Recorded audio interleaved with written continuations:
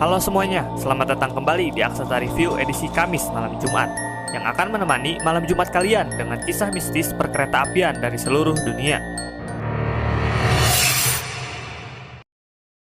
Di episode pertama Kamis kali ini, saya akan membahas tragedi kereta api yang merenggut puluhan nyawa pelajar di daerah Paledang, Bogor. Berikut kisahnya. 17 Januari tahun 2000, suasana di stasiun Bogor ramai seperti biasanya, di mana kedatangan dan keberangkatan kereta di stasiun Bogor memang cukup sibuk. Mayoritas adalah kereta rel listrik yang menuju ke ibu kota dan sekitarnya. Namun, ada juga kereta lokal dari Bogor menuju Sukabumi dengan rangkaian KRD MCW, produksi perusahaan Nippon Sanryo Jepang. Pada zaman itu, naik kereta di atas atap merupakan hal yang biasa. Bahkan ada julukan untuk orang yang sering naik kereta di atap, yaitu atapers. PT Kereta Api Indonesia bukan tidak melarang kegiatan penumpang naik di atas kereta.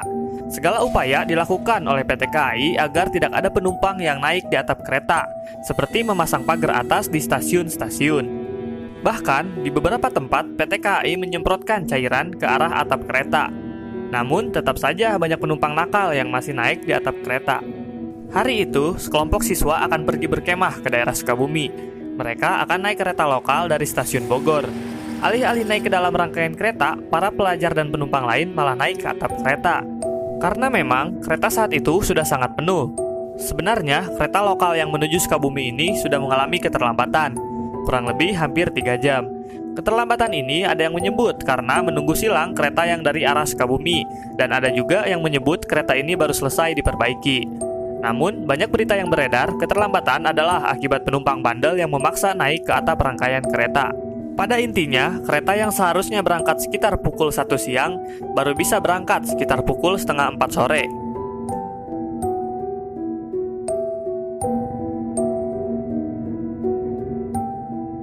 Secara mekanis, petugas sudah tahu akan ada terowongan yang hanya cukup dilalui sebadan kereta saja, yaitu terowongan di daerah Paledang, sekitar 1 km dari stasiun Bogor.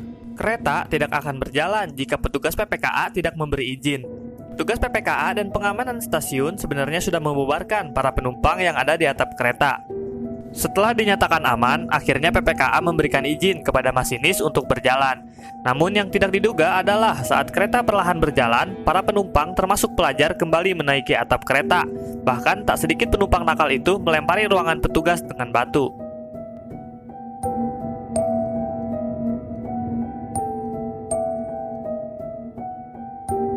Sebenarnya, para atapers biasanya memiliki pemandu di rangkaian kereta paling depan, yaitu yang sudah terbiasa di jalurnya dan sudah hafal dengan kondisi jalan, sehingga akan memberikan kode atau isyarat jika di depan ada terowongan ataupun talang. Dalam perjalanan hari itu, ternyata yang menjadi pemandu adalah orang baru, sehingga tidak hafal dengan kondisi jalan. Menurut kesaksian korban yang selamat, sebenarnya sebelum sampai terowongan Paledang, beberapa atapers sudah ada yang terjatuh karena telat menghindari talang, sehingga membuatnya terbentur dan jatuh. Yang paling parah memang di terowongan Paledang. Hampir semua atapers menabrak terowongan tersebut. Sebenarnya pemandu sudah memberi isyarat akan ada terowongan, namun karena jalan yang menikung, tidak semua atapers dapat melihat isyarat yang diberikan pemandu.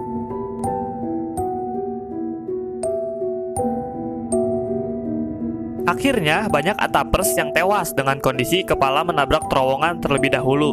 Bahkan ada yang sampai tergiling antara atap kereta dengan terowongan. Walaupun banyak penumpang di atap kereta yang tewas karena benturan dengan terowongan, ataupun yang terlindas karena terjatuh, ada juga yang selamat. Jadi teman-teman, sebenarnya bentuk atap kereta tidak terlalu datar, melainkan sedikit ada seperti tonjolan di bagian tengah. Jadi, walaupun tinggi terowongan hanya pas sebadan kereta, jika posisi kita tiarap di sebelah pinggir dan tidak melewati tinggi tonjolan di bagian tengah atap kereta tersebut, sebenarnya kemungkinan selamat akan lebih besar. Namun, karena dalam kondisi panik, kebanyakan penumpang yang merupakan pelajar langsung tiarap di tempat mereka semua duduk. Dan ada juga penumpang yang loncat. Namun, karena kereta dalam keadaan sedang kencang, loncat bukanlah ide yang cukup bagus, karena tidak sedikit yang loncat pun harus mengalami luka yang cukup serius, bahkan tewas. Menurut kesaksian warga sekitar, selain yang langsung tewas, saat kejadian ada juga yang kritis di tempat kemudian tewas. Yang menurut saya paling seram dari kejadian ini, selain anggota tubuh yang terpisah-pisah, adalah cerita satu korban yang masih hidup. Dia didatangi oleh warga sekitar. Korban tersebut bangun dan berkata, dia tidak apa-apa dan dia baik-baik saja. Padahal kepala bagian belakang dia sudah hancur. Setelah berkata seperti itu, korban kembali tergeletak lagi dan ternyata nyawanya sudah melayang.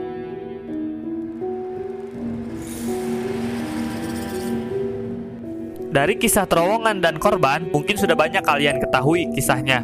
Namun, siapakah yang bertanggung jawab atas peristiwa ini? Setelah dilakukan evakuasi dan pembersihan di sekitar lokasi kejadian, akhirnya polisi memeriksa beberapa orang, termasuk kepala stasiun, masinis, dan penumpang.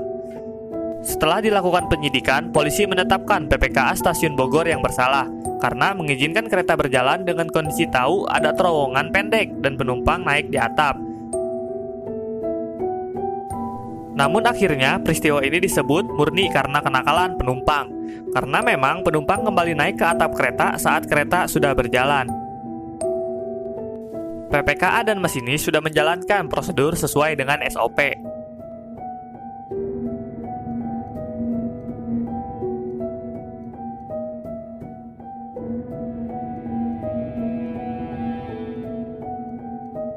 Banyak rumor yang beredar terowongan ini dulunya menggunakan tumbal manusia saat pembangunan di zaman kolonial Belanda.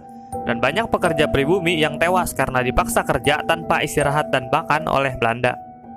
Di luar itu semua, naik kereta di atap bukanlah hal yang dibenarkan. Dalam peristiwa itu, PT KAI memberikan santunan kepada para korban. Namun, Wakil Kepala Stasiun Bogor saat itu mengatakan, asuransi mana yang mau membayar orang yang duduk di atap kereta?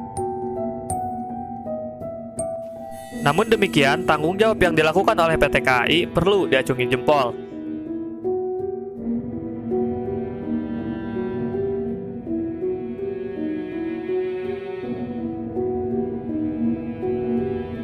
Sekedar informasi tambahan, terowongan Paledang tersebut saat ini sudah dibongkar dan dibangun ulang karena pengerjaan proyek double track dari Bogor hingga Sukabumi.